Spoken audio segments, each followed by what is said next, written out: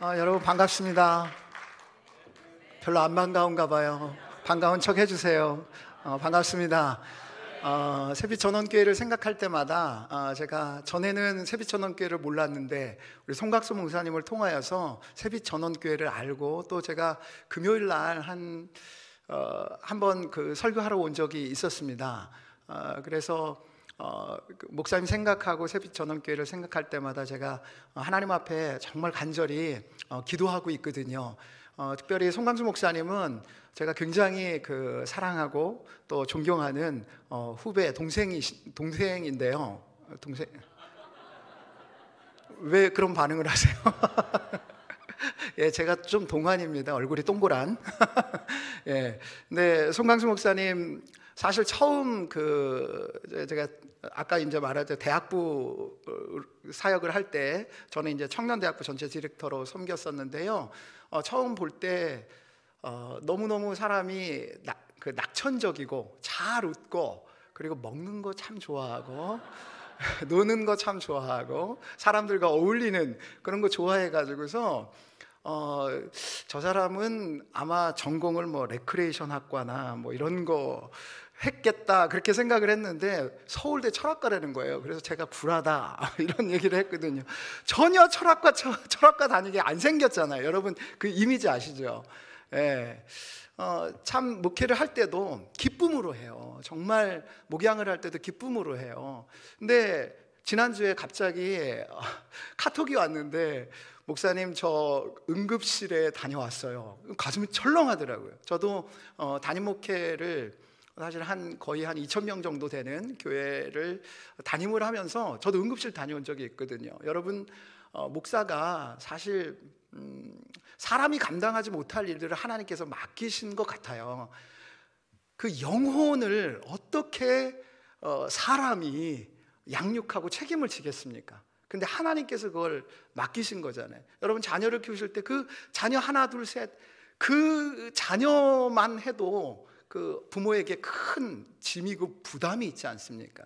근데 그 영혼을 책임지는 그 영혼의 목자로 하나님께서 세우신 그 담임 목사님들 같은 경우는 그 부담감이 큰 것 같아요. 또 말씀 같은 경우도 그러잖아요. 그냥 인간의 말이 아니라 하나님의 말씀이잖아요. 이 말씀을 어떻게 하면 잘 증거할 수 있을까?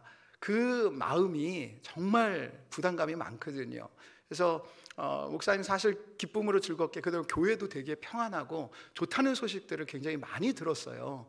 근데 이렇게 몸은 정직해가지고 그 모든 부담감을 안고 또 하나님께서 지금은 한 템포 좀 쉬어라 하라는 사인으로 그렇게 주신 것 같아요. 그래서 제가 대타로 왔습니다. 대타의 은혜가 있을 줄 믿습니다. 예, 감사합니다. 그래서 하나님의 말씀을 같이 나누면서 하나님께서 주시는 그러한 복을 온전히 누리는 귀한 시간 될 수 있기를 주님의 이름으로 축복합니다. 한번 서로 이렇게 인사하시죠. 평안하시죠? 평안하세요? 평안하세요? 감사합니다. 사실 왜 이렇게 평안하세요? 평안하십니까? 평안하십시오 인사를 하게 했냐면요, 사실 지금 코로나와 갑작스러운 우크라이나 전쟁으로 인하여서 세상에는 이런 소문들이 많이 들리죠. 이제 참 우리 큰일 났다, 이제 부족한 것들이 많은 그러한 시대를 살 수밖에 없다, 그런 전망들을 다 하고요, 굉장히 불안과 두려움 속에서 사람들이 이제 2023년을 맞이하고 2024년에는 더 안 좋을 것이다, 그러한 생각에 사로잡혀서 불안해하고 염려하며 살아가고 있습니다. 이런 아무런 소식을 들으면서 우리 성도들도 그러면 그렇게 불안해하고 두려움으로 살아야겠습니까? 아니라는 것입니다. 왜냐하면 원래 하나님께서는 우리를 사랑하셔서 우리의 인생을 살면 살수록 부족해지는 인생이 아니라 더함이 있는 풍성한 플러스 인생으로 만드셨기 때문입니다. 이것을 믿으시기 바랍니다. 창세기 1장 28절 말씀입니다. 하나님이 그들에게 복을 주시며 하나님이 그들에게 이르시되 생육하고 번성하여 땅에 충만하라, 땅을 정복하라, 바다의 물고기와 하늘의 새와 땅에 움직이는 모든 생물을 다스리라 하시니라. 생육하고 번성하여 땅에 충만하라, 이 명령을 쉽게 풀면 이렇습니다. 살면 살수록, 시간이 흘러가면 흘러갈수록 더욱더 풍성해져라, 더해져라, 그래서 부족함이 없어라, 이런 명령이고, 이 명령은 그대로 이루어졌습니다. 그러나 안타깝게도 죄로 인하여서 사망이 들어왔죠. 죽음이라는 건 무엇입니까? 시간이 흘러가면 흘러갈수록 쇠해지는 거예요. 그리고 완전히 사라지는 거예요. 영원한 지옥불에 던져져서 완전히 없어지는 것입니다. 여러분, 이렇게 죄로 말미암아 시간이 지나면서 마이너스가 되어 부족하게 되었습니다. 그런데 하나님의 은혜가 무엇입니까? 하나님께서는 예수 그리스도로 말미암아 다시 살면 살수록, 시간이 흘러가면 흘러갈수록 더함이 있는 풍성한 그러한 인생을 살도록 우리를 회복시켜 주셨다는 것입니다. 여러분, 예수 안에 있으면 모든 것이 새로워지는 줄 믿습니다. 예수 안에 있으면 시간이 구원을 받아서 예수 안에 있는 시간은 더 이상 쇠해지지 아니하고 더욱더 풍성해지는 시간으로 흘러가는 것입니다. 여러분, 예수님께서 이 땅에 왜 오셨어요?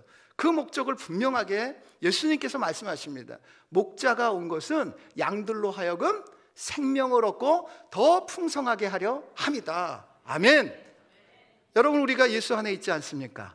세빛전원의 성도들은 예수 안에 있는 줄 믿습니다. 그러면 우리가 세상은 야, 큰일 났다, 마이너스다, 부족하다, 그래서 뺏어와야 된다, 그런 생각을 할 때 우리는 예수 안에 있기 때문에 살면 살수록 더 풍성한 인생이 우리를 기다리고 있다. 그것을 우리는 나누며 산다. 그래서 하나님의 나라를 이룬다. 그러한 마음을 가지고 살아갈 수 있기를 주님의 이름으로 축복합니다. 그러면 오늘 말씀을 통하여서 더함이 있는 플러스 인생을 살기 위하여서 4가지 원리들을 살펴보고 그 원리를 붙잡고 일상에 적용함으로 그 은혜를 누리며 살 수 있기를 주님의 이름으로 축복합니다. 첫 번째, 더함이 있는 그러한 인생을 살기 위하여서는 먼저 빼기를 잘해야지 돼요. 염려는 빼라는 것입니다. 염려는 하지 말라는 것입니다. 오늘 본문 말씀에 보면 25절, 목숨을 위하여 무엇을 먹을까, 무엇을 마실까, 몸을 위하여 무엇을 입을까 염려하지 말라. 27절에 보면 염려함으로 그 길을 한 자라도 더할 수 있겠느냐, 염려하지 말라는 거죠. 28절에 보면 어찌 의복을 위하여 염려하느냐, 염려하지 말라는 것입니다. 31절에도 보면 염려하여 이르기를 무엇을 먹을까, 무엇을 마실까, 무엇을 입을까 하지 말라, 염려하지 말라는 것입니다. 34절에도 보면 내일을 위하여 염려하지 말라. 본문 가운데 무려 5구절에서 염려하지 말라고 명령하고 계세요. 사실 신학자들이 연구해 본 결과, 조사해 본 결과 하나님께서 가장 많이 명령하신 것이 뭐냐? 바로 염려하지 말라는 거예요. 어떤 신학자는 이 염려하지 말라가 365번 있다는 거예요. 왜요? 매일이 염려가 있으니까 하지 말라고 하나님께서 명령하셨다는 것입니다. 그만큼 하나님께서 염려하지 말라고 명령하신 것은 우리의 인생이 염려가 많기 때문이라는 것이에요. 여러분, 주위를 살펴보면 염려 없는 사람 있나요? 겉으로 보면 염려 없는 것 같은데 다 염려 있다니까요. 저는 10대 때 야, 빨리 어른 되면 이 10대 이 공부의 염려가 사라지겠다, 그 생각하고요. 나이 들어보니까요, 20대 되니까 염려할 거리가요 20가지가 생기고요, 30대 되니까 30가지 생기고요, 저 50대 중반인데요 60대 되면 60가지 생길 것 같아요. 살펴보세요. 얼마나 불쌍한지 모르겠어요, 염려로 사는. 근데 만약에 염려가 좋은 것이면 하나님께서 이렇게 명령하셨을 거예요. 항상 염려해라, 쉬지 말고 염려해라, 범사에 염려해라. 근데 하나님 단호하게요, 염려하지 말라고 말씀하세요. 왜요? 염려는 우리의 인생 영혼을 갉아먹는 바이러스예요. 그러므로 염려하지 말라고 하시는 것입니다. 그러면 왜 염려가 생길지 한번 우리가 살펴봐야 할 것 같습니다. 왜 염려가 생깁니까? 오늘 본문 6장 24절 말씀 보도록 하겠습니다. 한 사람이 두 주인을 섬기지 못할 것이니 혹 이를 미워하고 저를 사랑하거나 혹 이를 중히 여기고 저를 경히 여김이라. 너희가 하나님과 재물을 겸하여 섬기지 못하느니라. 뭘 말씀하십니까? 재물을 섬기게 되면 재물을 의지해서 살게 되면 염려가 생긴다는 거예요. 재물을 의지해서 살게 되면 결국 목숨을 위하여 무엇을 먹을까, 몸을 위하여 무엇을 입을까 하는 고민으로 이어지고 결국 그 고민은 염려가 된다는 것입니다. 쉽게 말해서 무엇을 먹을까, 무엇을 입을까, 이거는 생계에 대한 문제잖아요. 이 생계를 가지고 고민하게 되어지면 염려가 찾아온다는 것입니다. 사실 사람이 살려고 해서 사는 것 아니지 않습니까? 여러분 태어나고 싶어서 태어나신 분 계세요? 시작서부터요, 우리의 의지로 태어난 게 아니라니까요. 주어졌으니까 사는 거예요, 생명이. 그리고 내가 사는 것 같습니까? 아니에요. 살게 하시니까 사는 것입니다. 그러므로 여러분, 우리가 일용할 양식조차도 내가 노력해서 얻는다 아니에요. 일용할 양식조차도 하나님께 구하라고 하세요. 하나님이 주셔야 내가 살 수 있다는 것입니다. 그러니 내가 할 수 없는 생계를 고민하게 되면 염려가 당연히 찾아올 수밖에 없다는 거예요. 그럼 가정에서도 그렇잖아요. 자녀들이 생계를 고민하고 걱정합니까? 아니 5살짜리 애가 어느 날 심각하게 엄마한테 이러는 거예요. 엄마, 앞으로 먹고 살 일이 너무 걱정이에요. 저 어떻게 하면 200만 원 정도를 벌 수 있을까요? 이 고민을 하면은요, 엄마가 이놈의 자식, 너 그거 고민할 필요 없어. 너 생계는 엄마가 책임지는 거야. 아빠가 책임지는 거야. 이와 마찬가지입니다. 여러분, 우리의 먹고 사는 생계는요, 우리가 어찌할 수 없는 거예요. 우리가 고민할 일이 아니라는 거예요. 하나님 아버지가 고민하시고 책임지신다는 것입니다. 그런데 그 고민을 내가 할 수 없는데 내가 고민하게 되니 염려하는 것이라는 것입니다. 그러면 어떻게 염려하지 않을 수 있을까요? 목사님, 생계가 눈앞에 있는데 어떻게 염려하지 않아요? 말도 안 되지 않습니까? 예수님의 해결책이 무엇입니까? 여러분, 마태복음 6장 26절과 28절 말씀입니다. 같이 한번 읽겠습니다. 시작. 공중의 새를 보라. 심지도 않고 거두지도 않고 창고에 모아들이지도 아니하되 너희 하늘 아버지께서 기르시나니 너희는 이것들보다 귀하지 아니하냐? 또 너희가 어찌 의복을 위하여 염려하느냐? 들의 백합화가 어떻게 자라는가 생각하여 보라. 수고도 아니하고 길쌈도 아니하느니라. 생계 때문에 염려가 생길 때 새를 보라는 거예요. 들의 백합화를 보라는 거예요. 다시 말하면 자연만물을 보라는 거예요. 그것들은 수고하지 않는다. 그런데 하나님께서 그것들 먹이고 입히시지 않느냐. 근데 그것들보다 네가 귀한데 하나님 아버지께서 너 먹이고 입히시지 않겠느냐. 그리고 주변을 한번 둘러보라는 겁니다. 너보다도 더 열악한 환경에서 사는 사람들도 살아가고 있다. 근데 너 하나님께서 살게 하시지 않겠느냐. 그리고 너 자신을 한번 봐라. 그리고 한번 생각해 봐라. 인생 돌아보면 어려운 일들이 있었지만 하나님께서 지금까지 살게 하셔서 이 자리에 있게 하시지 않았느냐. 그러면 앞으로의 미래도 하나님께서 선하게 인도하실 거다. 돌봐주실 거야. 그러니까 걱정하지 마. 염려하지 마. 그렇게 말씀하시는 것입니다. 그런 다음에 야, 그것도 아니라면 하나님을 좀 바라봐라. 하나님을 바라봐라.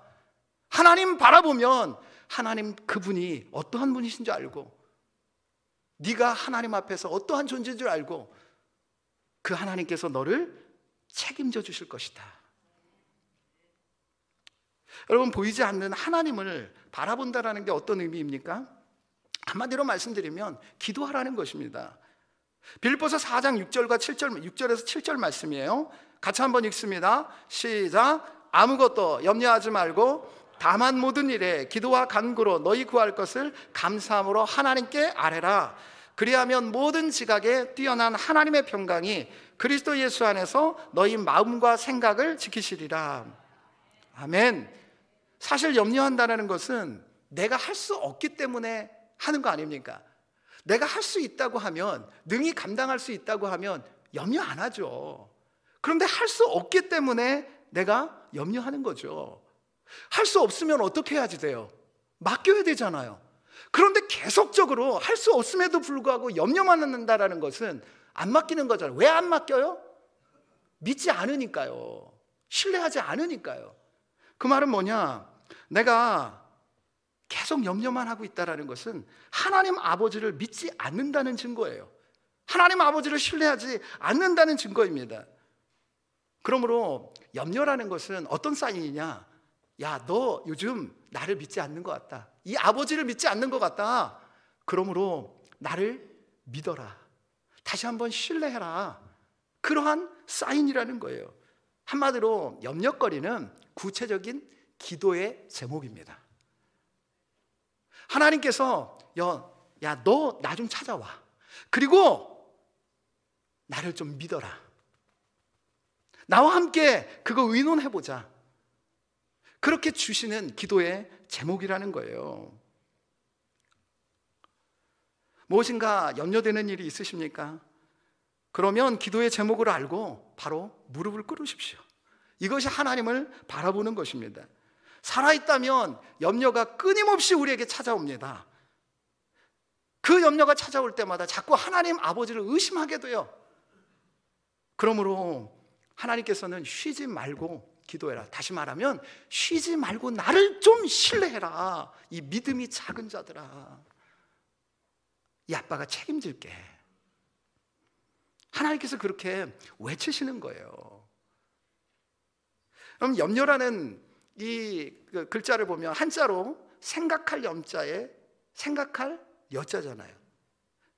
그러니까 염려라는 것은요, 생각의 작용입니다. 염려는 마음의 생각에서 나오는 거예요. 여러분, 마음이 여기 있어요, 여기 있어요? 마음이 여기 있어요, 여기 있어요? 여기 있어요? 여기에는 찾아보면 마음이 아니라 심장과 폐 이런 거밖에 없는데 마음이 어디 있어요? 과학을 하시는 분들은, 여러분, 그러니까 뭐 이렇게 문학을 하시는 분은 마음은 여기 있어요. 근데 과학적인 사실로 보면 마음은 어디 있는 거예요? 여기 있는 거죠. 뇌죠. 예, 지각이에요, 지각. 우리의 뇌에 생각이 있는데요, 그 생각이 5만 가지라고 하잖아요. 그 생각을 내가 마음대로 할 수 있어요? 어느 날 그냥 떠오르는데, 생각하고 싶어서 생각하는 게 아니라 그냥 떠오르는데, 염려가 그런 거예요. 내가 내 생각 어떻게 할 수 없잖아요. 염려라는 게 그런 거예요. 마음의 생각에서 그냥 떠오르는 겁니다. 이럴 때에 이 염려하지 않을 수 있는 방법이 뭐냐? 여러분, 그것 붙잡고 그 생각 가지고, 그 마음 가지고 하나님 아버지께 엎드려서 그 생각 그대로 하라는 거예요. 나 이런 염려거리들 때문에 마음이 너무 안 좋습니다, 아버지. 어떻게 할까요? 그러면 하나님께서 알려주세요. 내가 누구인 줄 아니? 나는 온 우주 만물을 말씀 한마디로 창조한 창조주다. 그뿐만 아니라 나는 이 온 우주를 1분 1초도 틀리지 않게 정확하게 운행하는 주관자다. 나에게 능치 못한 일이 없다. 나는 전능자야. 그리고 너는 누구인 줄 아니? 그런 나에게 내 심장보다도 더 귀중하게 여기는 아들이야, 딸이야. 이렇게 성령께서 하나님이 어떠한 분이지, 나의 아버지 하나님이 어떠한 분이신지와 그 하나님 앞에서 내가 어떠한 존재인지를 알려주시는 거예요. 그 지각이 새롭게 되는 거죠. 그러면 어떻게 됩니까? 아, 맞지? 그래서 마음 가운데 뭐가 찾아와요? 평강이 찾아오는 거예요. 평강이. 그러므로 여러분, 생계 때문에, 먹고 사는 문제 때문에 염려가 찾아온다고 하면, 관계에 있어서 여러 가지 그러한 문제로 염려가 찾아온다고 하면, 나도 어떻게 할 수 없는 여러 가지 환경적인 어려움이 찾아온다고 하면, 여러분, 이게 하나님을 신뢰하라는, 하나님께서 나에게 대화하시는 그러한 사인, 대화를 요구하시는 사인이다. 그리고 하나님 앞에 엎드리십시오. 그럼 마음이 다스려질 것입니다. 그리고 성령께서 주시는 말씀이 뚜렷하게 떠오를 거예요. 다음과 같은 말씀입니다. 베드로전서 5장 7절 말씀입니다. 같이 한번 읽습니다. 너희 염려를 다 주께 맡기라. 이는 그가 너희를 돌보심이라. 하나님 돌보십니다. 그러므로 맡겨야 합니다. 빌립보서 4장 13절 말씀입니다. 같이 읽습니다. 내게 능력 주시는 자 안에서 내가 모든 것을 할 수 있느니라. 나는 할 수 없습니다. 그러나 하나님께서 능력 주시는 줄 믿습니다. 그래서 할 수 있습니다. 그래서 위축되지 않는 거예요. 로마서 8장 32절 말씀입니다. 같이 읽습니다. 자기 아들을 아끼지 아니하시고 우리 모든 사람을 위하여 내주시니가 어찌 그 아들과 함께 모든 것을 우리에게 주시지 아니하겠느냐. 이미 하나님께서 가장 귀한 그 아들 예수 그리스도를 나를 위하여서 주셨는데 하나님께서 이 모든 것 다 주시지 않겠느냐. 그 하나님의 음성이 들리는 거예요. 그래서 염려할 필요가 없다는 거예요. 염려 찾아올 때마다 그 염려의 거리를 붙잡고 염려하는 것이 아니라 나를 사랑하셔서 모든 것을 주시는 하나님 아버지께 엎드리시기 바랍니다. 그럼 염려가 사라질 줄 믿습니다. 하나님께서 내가 너 뒤 봐주고 있어. 걱정하지 마. 에이, 죽어봤자 천국인 거예요. 뭘 그렇게 쫄아서 사십니까? 아버지가 뒷배를 감당해 주시는데. 그렇게 염려를 빼므로 살면 살수록 더함이 있는 복된 인생 사시기를 주님의 이름으로 축복합니다. 두 번째, 더함이 있는 인생을 살려면 자신의 가치를 제대로 평가해야 한다는 것입니다. 여러분은 여러분의 가치를 얼마짜리로 보십니까? 사람의 가치를 물질로 계산하면 얼마나 될 것 같습니까? 2차 세계대전 때 나치는 사람의 인체에서 뽑을 수 있는 가치가 10달러, 그러니까 소고기나 돼지고기 한 근 정도 값, 그 정도로 되는 것으로 파악하고요, 유태인들의 시체를 갖다가 함부로 내버렸습니다. 그런데 미국의 예일대학의 한 생물학자는 사람의 인체의 가치를 생화학 원료로 분류하여서 다시 가치를 평가했더니 얼마가 나온 줄 아십니까? 600만 불의 사나이가 거기서 나온 겁니다. 요즘 환율로 계산해 보면은요, 약 75억이나 돼요. 뭐 일부 때도 안 놀라시는, 여기 부자가 많나 봐요. 이 원료로요, 세포를 만드는 과정에는 얼마의 돈이 들어갈까? 그 가치를 따져봤더니 6천만 달러예요. 얼마인 줄 아십니까? 약 750억이에요. 이제 조금 놀라시는군요. 이 세포들을 합성해서 살아있는 인간으로 조합을 한다고 하면 이 세상의 돈을 다 써도 모자란다는 거예요. 그래도 만들 수 없다는 거예요. 한마디로 우리 사람은 그 인체만으로도 값으로 따질 수 없는 존재라는 거예요. 여러분이 그 정도, 그러니까 여러분의 육체가 그 정도로 가치가 있어요. 한번 옆에 보세요. 이 정도로 가치가 있으셨어요? 한번 말씀해 주세요. 이 정도로 가치가 있으셨어요? 그럼 육체만 해도 그 정도로 가치가 있는 거예요. 근데 사람은요, 영혼이 깃들어 있잖아요. 그 영혼은 값으로 따질 수가 없어요. 그래서 성경은 사람의 가치에 대해서 다음과 같이 이야기를 합니다. 마태복음 6장 26절 30절 말씀입니다. 같이 한번 읽습니다. 시작. 공중의 새를 보라. 심지도 않고 거두지도 않고 창고에 모아들이지도 아니하되 너희 하늘아버지께서 기르시나니 너희는 이것들보다 귀하지 아니하냐. 오늘 있다가 내일 아궁이에 던져지는 들풀도 하나님이 이렇게 입히시거든 하물며 너희일까 보냐. 믿음이 작은 자들아. 무슨 말씀입니까? 공중의 새, 들의 백합화보다도 그 어떠한 우주 만물에 있는 피조물보다도 너는 더 귀한 존재다. 하나님께서 그렇게 가치를 말씀하세요. 그럼 마가복음 8장 36절 말씀입니다. 같이 읽습니다. 사람이 만일 온 천하를 얻고도 자기 목숨을 잃으면 무엇이 유익하리요? 이 말씀은 어떤 말씀이에요? 야, 온 우주보다도 네가 더 가치 있는 존재다. 아멘. 그러니까 얼마짜리라는 거예요?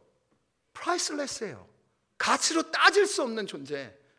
사실 우리는요, 하나님 앞에서 예수님 짤이죠.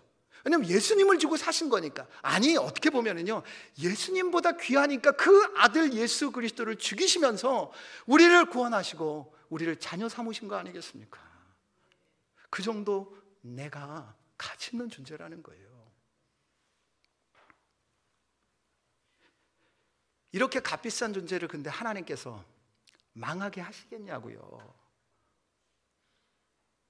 망하게 하시겠냐고요. 그러니까 염려하지 마세요. 망하게 하시지 않습니다.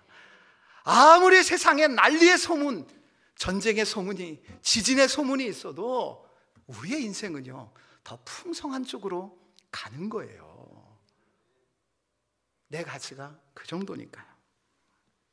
사랑하는 세빛전원의 성도 여러분, 하나님 앞에서 나의 가치가 얼마나 귀중한 줄 깨닫고 매일 가치 있는 인생을 사셔서 더함이 있는 인생 되시기를 주님의 이름으로 축복합니다. 근데 마귀는 계속 우리를 뭐라고 속입니까? 야, 너 좀 봐라. 넌 쓸데없는 존재야. 너까지 이렇게 뭘 할 수 있겠냐? 네 지금 하고 있는 거 봐. 예배 와서도 졸고 있잖아. 그러나 너를 하나님께서 귀하게 여기실 것 같아?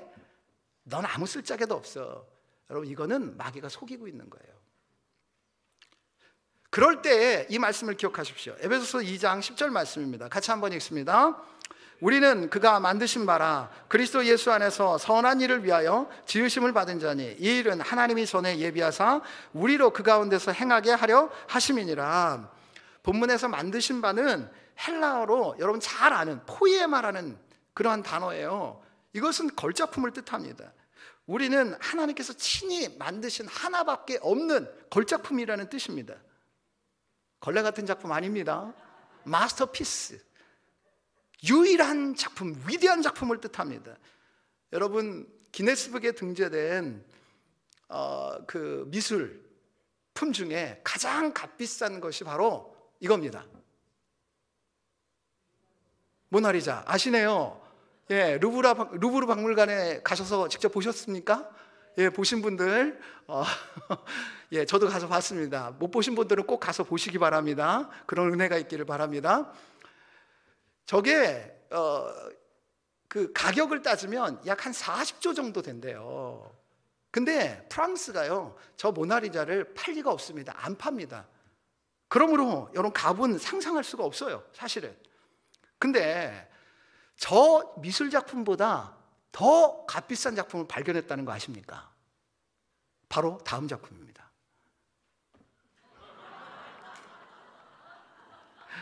1969년 하나님께서 직접 만드신, 송강수 목사님은 1900 몇 년생이시죠? 여러분이 하나님께서 만드신 유일하신 작품이에요. 미술 작품은요, 작가가 살아있을 때는 그렇게 가치가 높지 않아요. 근데 작가가 죽고 나면 그 작품이 유일무이해지기 때문에 값이 계속 올라가는 거예요. 역사상 나랑 똑같은 사람 없습니다. 75억의 인구 중에 나랑 똑같은 사람 없습니다. 쌍둥이도 달라요. 그러므로 유일무이한 작품이라는 거예요.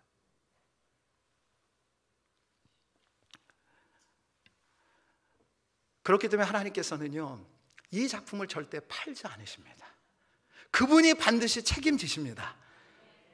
로마서 8장 39절 말씀입니다. 같이 한번 읽습니다.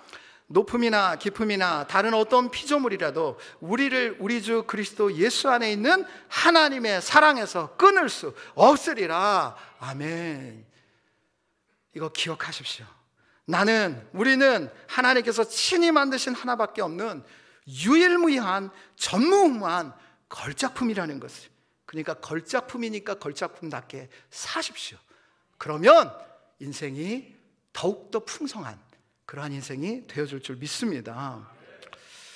그런데 한번 옆에 있는 분을 좀 더 자세히 보세요.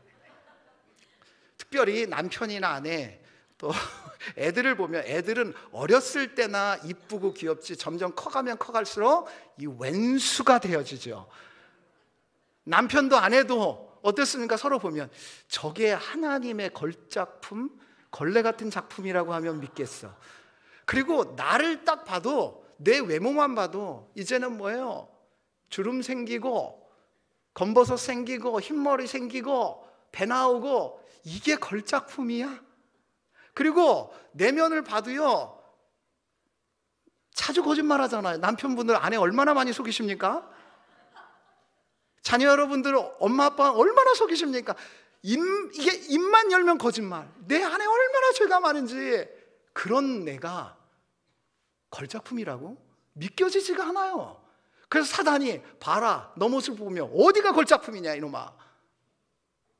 그래서 염려가 생기고 위축이 되죠. 그런데 하나님께서 다음과 같이 말씀하십니다. 로마서 5장 8절 말씀입니다. 같이 한번 읽습니다. 우리가 아직 죄인 되었을 때 그리스도께서 우리를 위하여 죽으심으로 하나님께서 우리에 대한 자기의 사랑을 확증하셨느니라. 하나님께서 우리를 사랑하신 때가 우리가 죄인일 때예요.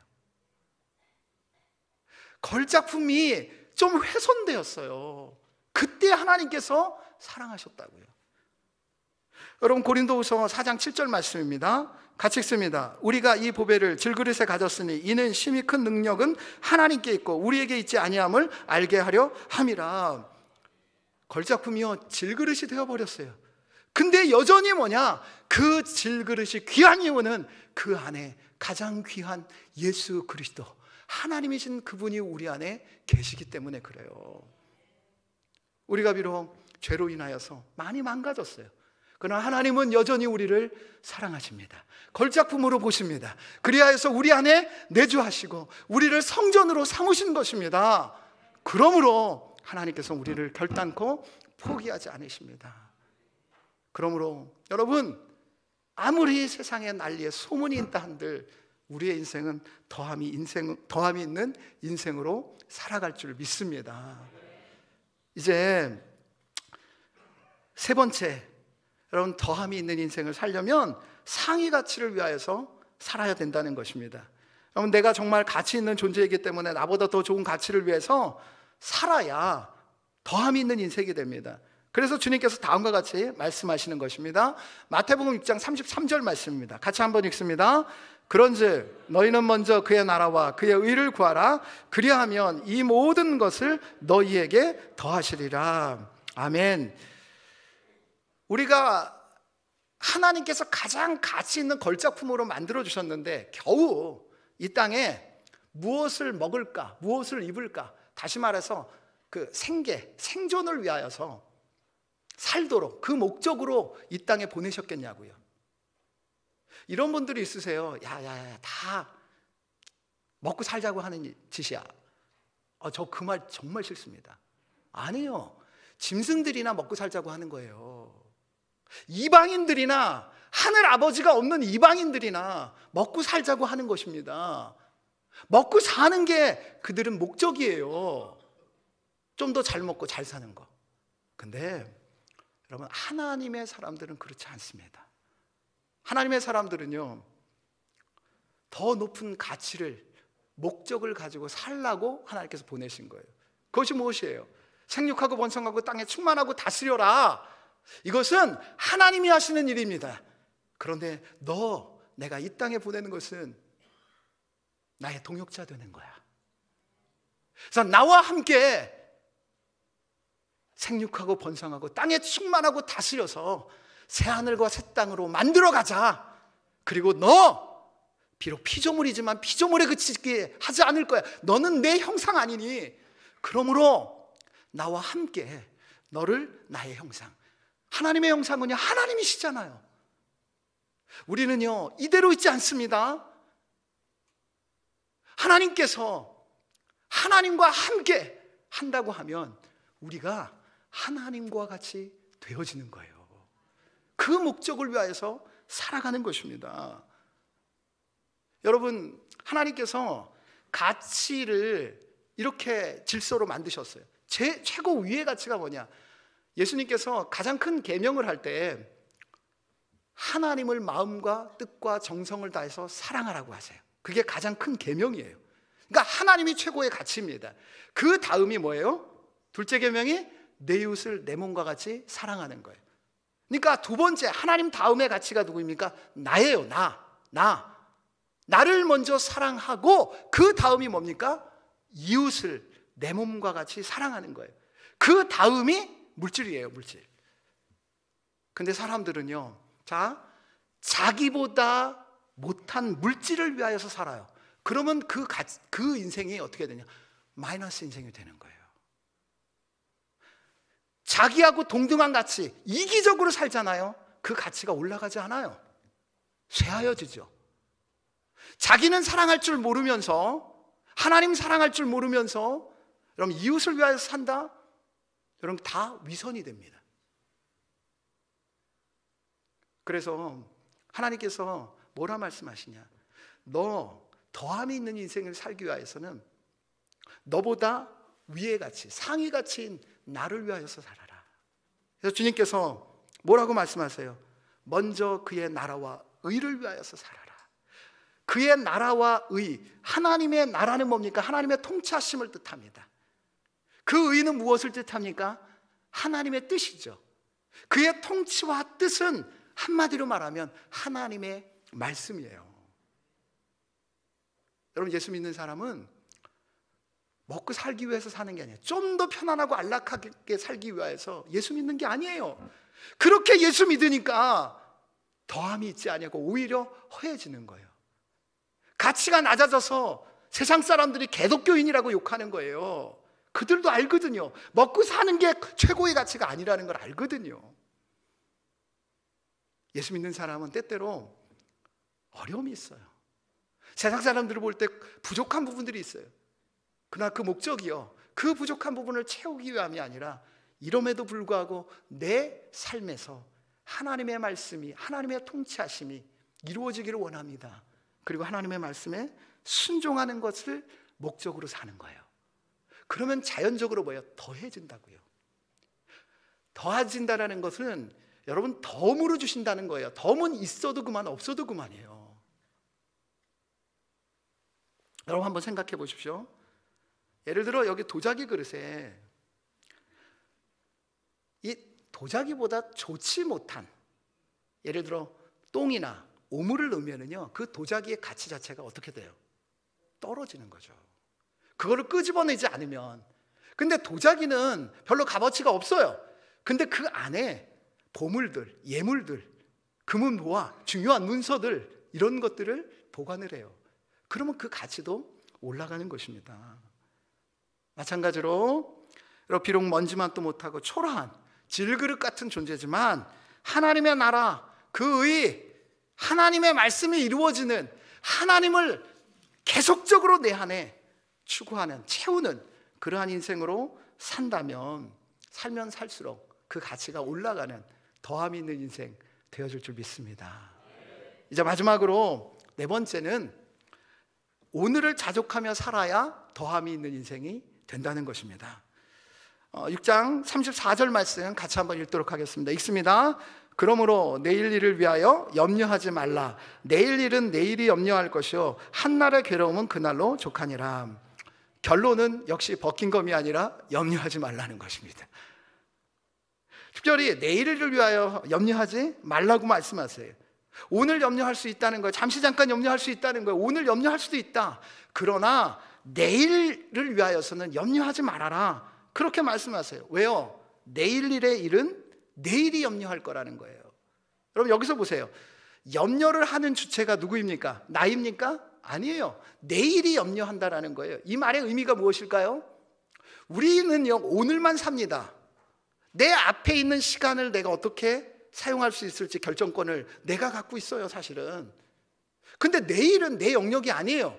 내일은 내일의 영역을 주관하시는 하나님, 내일의 존재는 하나님이세요. 그러므로 내일의 염려는요 하나님께 맡기라는 거예요. 그리고서 어떻게 해요? 오늘 한날의 괴로움으로 넌 족하게 여겨라. 여러분, 오늘 살면서 그러니까 불만족스러운 것도 많고 부족한 것도 많아요. 그래서 나를 보면서 아우 왜 이랬니 그러고 싶은 마음이 있어요. 근데 하루 딱 마감하면서는 어떻게 해야 되냐면, 그래 오늘 수고했어, 성은아 너 수고했어, 광수야 너 수고했어, 괜찮아 잘했어 이러고서 내일은 좋은 일이 있을 거야. 그리고 마감하라는 거예요. 여러분, 하나님께서 야 너 오늘 너 저것도 못했고 이것도 못했는데 너 그래서 되겠어? 이렇게 혼내시지 않는다는 거예요. 내일 어떻게 될까 염려하지 말라는 거예요. 그거 하나님이 하신다는 거예요. 그거 내가 염려할 테니까 너는 그냥 족하면서 자라. 여러분, 자족이라는 건 스스로 만족하는 마음이죠. 더 채울 것이 없는 충분한 마음의 상태입니다. 더 채울 것 없는, 더 채울 필요가 없는 만족한 상태를 뜻해요. 근데 여러분, 욕심이라는 것을 채워서 만족시킬 수 있을까요?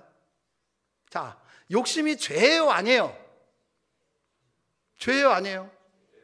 죄라고요? 욕심이 죄예요, 아니에요? 죄요? 죄 아닙니다. 욕심이 잉태한 즉 죄를 낳는 거죠. 다시 말하면 욕심 자체는 여러분 하나님께서 주신 선한 마음이에요. 여러분, 하나님을 향한 거룩한 욕구, 욕심이 있어야죠. 욕구가 없으면 어떻게 먹어요? 안 먹죠. 식욕이나 이런 게 없죠. 그럼 어떻게 살아요? 근데 그 욕심이 죄가 되는 거는 그 욕심을 채우려고 하는 그 마음을 가질 때에 여러분 잉태가 돼서 죄가 된다는 거예요. 여러분,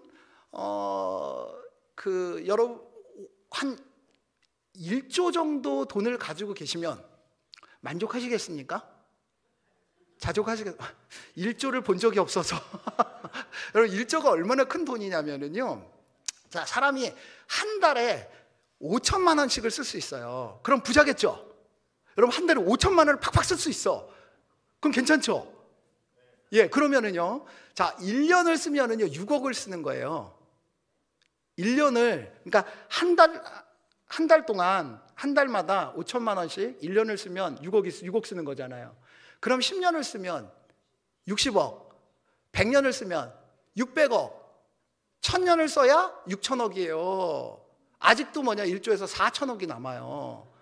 이자까지 계산하면은요 한 달에 5천만 원씩 2000년을 써야 없어지는 돈이 1조라고 합니다. 근데 1조 가진 사람이 만족합니까? 아니요. 더 그러잖아요. 그러니까 욕심은요 채워서 만족할 수 없다는 거예요. 욕심은 하나님께서 어떻게 해야 만족하게 하셨냐면요, 절제해야, 절제해야 만족할 수 있게끔 만드셨어요. 그러니까 성령의 열매의 마지막이 뭐냐? 절제예요. 절제가 무엇입니까? 여러분, 어떠한 염려가 있어요. 내가 뭔가 채우고 싶은 마음이 있어요. 그때 물질로, 재물로 채우려고 한다고 하면 여러분 채워지지가 않아요.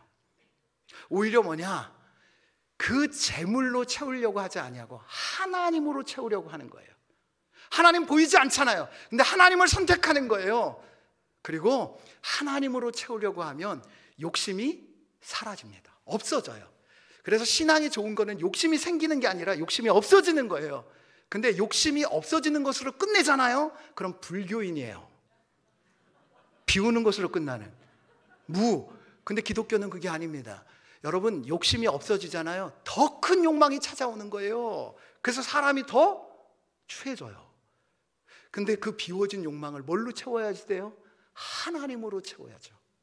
하나님으로. 그래서 재물과 하나님을 겸하여 섬길 수 없는 거예요. 하나님으로 채우면 어떻게 되느냐? 없는 것 같고 부족해요. 그러나 하나님께서 주시는 것이 나에게 최고다. 여호와는 나의 목자시니 내가 부족함이 없습니다. 그런 고백이 있게 돼요. 넌 왜 그 모양 곡골로 생겼냐? 그 모양 곡골이어야지 나니까. 그래서 하나님 앞에 이게 최고입니다. 한 끼 먹을 수 있으면 이게 나의 건강에 있어서 최고이기 때문에 한 끼만 먹습니다. 이게 최고입니다. 그리고 나머지 것은 어때요? 나눌 수 있는 여유가 생기는 거예요. 그래서 나누는 거예요. 여러분, 콩 한쪽만 있어도요 나누는 사람이 부자죠. 아무리 억만큼 갖고 있어도 그 욕심 때문에 나누지 못하면 그 사람은 거지죠, 거지. 또 달라고 할 거니까. 사랑하는 세빛전원의 성도 여러분, 전 인생은요 하루하루가 모여서 결정이 되잖아요. 하나님께서 뭐라 말씀하십니까?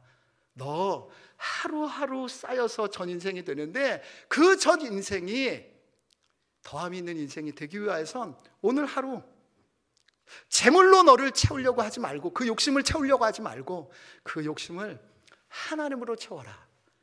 그러면 네가 자족할 수 있을 것이다. 그래서 나눌 수 있을 것이다. 여러분, 염려가 찾아올 때 다음의 말씀을 기억하십시오. 이 말씀을 같이 읽고 이제 말씀 정리하고 마치도록 하겠습니다. 시편 23편 1절이에요. 같이 읽습니다. 여호와는 나의 목자시니 내게 부족함이 없으리로다. 여호와께서 나의 목자시기 때문에 나는 부족한 것 없습니다. 이것으로 충분합니다. 예수로 충분합니다. 하나님으로 충분합니다. 이 고백이 있을 때에 우리에게 더함이 있는 인생이 됩니다. 로마서 8장 32절 같이 읽습니다. 자기 아들을 아끼지 아니하시고 우리 모든 사람을 위하여 내주시니가 어찌 그 아들과 함께 모든 것을 우리에게 주시지 아니하겠느냐. 이미 모든 것 주신 하나님, 그 아들까지 주신 하나님, 그 하나님께서 나에게 모든 것 주십니다. 그 믿음 갖고 담대하게 사는 거예요. 빌립보서 4장 19절 말씀입니다. 같이 읽습니다.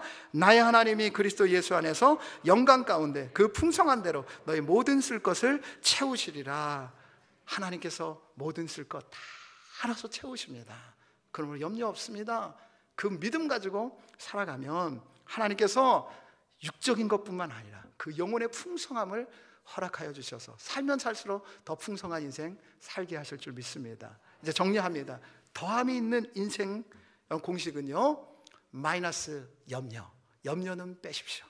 그리고 나의 가치는 어느 우주 만물보다, 아니 예수님보다 어쩌면 더 귀하게 여기시기 때문에 하나님 결코 나 망하게 하시지 않는다. 그 믿음을 가지십시오. 그리고 하나님의 나라 그 의, 하나님의 말씀이 내 삶에 이루어지는 것이 내 삶의 목적입니다. 그렇게 살아가십시오. 그리고 욕심을 채우려 들지 마시고 하나님으로 나를, 그 욕망을 채우셔서 하나님이면 충분합니다. 그 자족하는 고백으로 주님 오실 때까지 살아감으로 더함이 있는 인생 사시고, 그리고 많은 사람들에게 나누어서 하나님의 나라를 이루고 이 땅에서 맛보며 하나님 부르실 때 하나님 품에 안기시는 세빛전원의 모든 성도들 되시기를 주님의 이름으로 축복합니다. 우리 이 시간에 아무것도 두려워 말라, 이 찬양 하나님께서 우리 가운데 말씀하십니다. 너 염려하지 마라, 두려워하지 마라, 놀라지 말고 겁내지 마라. 내가 너와 함께 한다. 내가 책임질 거야. 나 좀 믿어. 그렇게 말씀하고 계세요. 우리 가슴에 손을 얹고 이 찬양 부르시고 우리가 함께 기도하는 시간 갖도록 하겠습니다. 아무것도 두려워 말라.